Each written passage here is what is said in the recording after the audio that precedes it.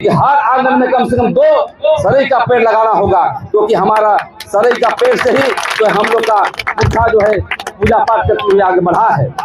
और हम ये संदेश देना चाहते हैं कि सरूल के विषय में लिखिए भी, मुंडारी में लिखिए, हिंदी में लिखिए, इसकी पत्रिका में छपवाएंगे, प्रेस में छपवाएंगे, क्योंकि हमारा इतिहास लिखने वाले कोई नहीं है। इतिहास को लिखना है और आदिवासी समाज को आगे बढ़ाना है।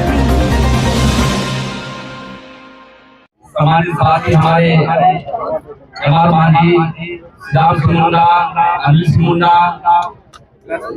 और तमाम जिसका हम नाम नहीं ले रहे हैं उनको भी हम व्यवहार करते हैं। सरूल का एक ही मकसद है और यही संदेश देना चाहते हैं पूरे पटना क्षेत्र के आदिवासियों को, मूलवासियों को। सरूल एक नव वर्ष के रूप में मनाया जाता है और ये पर्यावरण महोत्सव भी है। और पहाड़ को पानी में रख करके वैज्ञानिकता के तौर पर एक फोरकास्ट करते हैं कि आने वाला समय में हमारा कैसा वर्षा होगा, आसान पड़ेगा कि नहीं, ये हमारी परंपराएं रही। दूसरी बात, पान पुरोहित के द्वारा केकड़ा पकड़ने का प्रवृत्ति, मछली पकड़ने का प्रवृत्ति यही दर्शाता है कि पूरे दुनिया का जो मनुष्य, दुनिया का जो मानव सभ्यता का जो विकास आदिवासियों ने कहा, ये सरूल का मकसद है। और हम ये कहना चाहते हैं आज पटना क्षेत्र में यदि आप सरूल मानते हैं, यदि आप सिंगोंगा का मानते हैं, जमीन को मानते हैं, तो आपको अपना धर्म के आधार पर चलना पड़ेगा।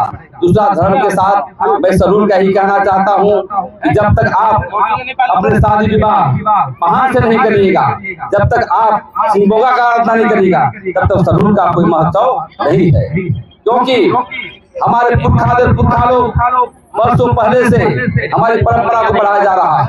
हम प्राकृतिक पूजक हैं, हम सिंगोंगा का आराधना करते हैं, धर्मेश का आराधना करते हैं, लेकिन आज देख रहे हैं कि पूरे पटना क्षेत्र में हम कोई हिंदू बन जा रहे हैं, कोई मुसलमान बन जा रहे हैं, कोई क्या का धर्म में मान रहे हैं। हाँ, हम इन धर्मों को जो है आदर करें, लेकिन हमारा रास्ता सिंगोंगा है।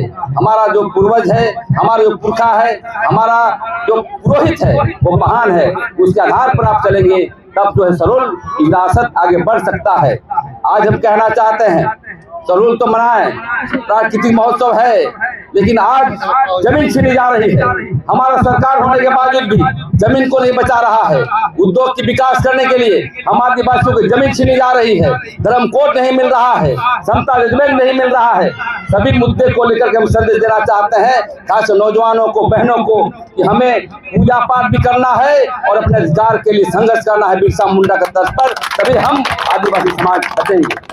आने वाला समय में जहां आप देख लीजिए दिरी मंदिर हो, चाहे हमारा सीएम टोली का रेम का मामला हो, चाहे वो लुगुबुरु का पहाड़ का मामला हो, पारसनाथ का पहाड़ का मामला हो, कोई हमारा सरकार मदद नहीं करता है।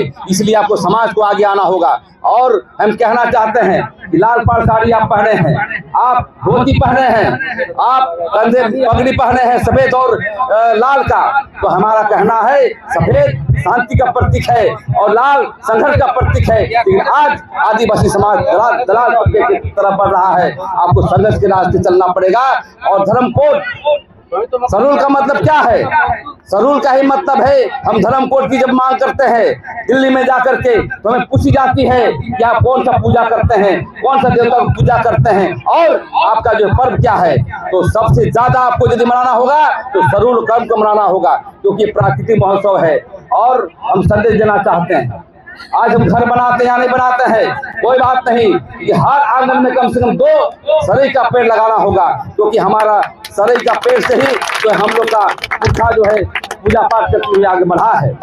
और हम ये संदेश देना चाहते हैं कि सरूल के विषय में लिखिए भी, मुंडारी में लिखिए, हिंदी में लिखिए, इसकी पत्रिका में छपवाएंगे, प्रेस में छपवाएंगे, क्योंकि हमारा इतिहास लिखने वाले कोई नहीं है। इतिहास को लिखना है और आदिवासी समाज को आगे बढ़ाना है। इसलिए ज़्यादा भाषण देने की बात नहीं है। मैं यही कहना चाहता हूँ कि आज सरूल के संदर्भ में आप संकल्प लीजिए कि गांव-गांव में जो है जब हम शादी विवाह करेंगे तो पाहन पुरोहित से करेंगे और अपनी देवता को पूजा करेंगे, नहीं तो कोई उचित नहीं है हमारा सरना का, सरूल का। इसलिए आप एकता को बढ़ाइए, संगठित होइए और आदिवासी समाज को आगे बढ़ाने का काम करिए। इतना ही कहकर मैं अपनी वाणी को विराम देता हूँ। जय श्री बोगा, जय मारंग बोगा, जय धर्मेश, आदिवासी एकता जिंदाबाद।